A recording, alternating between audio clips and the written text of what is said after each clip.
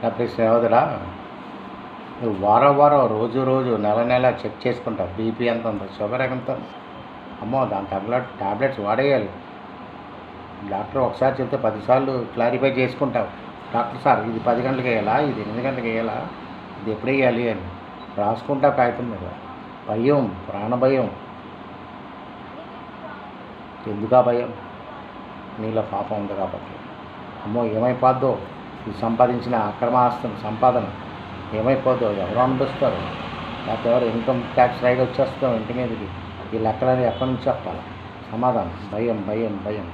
పాపం ఉంటే భయం అంటారు నీ హృదయంలో. పాపాన్ని కౌలించుకున్నాం అనుకో, భయం పోతుంది. పాపం అంటే ఏంటి?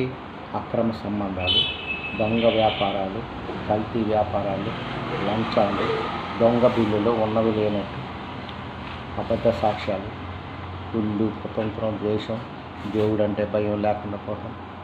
ఇది ఒకవేళ అవి ఉంటే మార్చుకోండి హృదయాన్ని.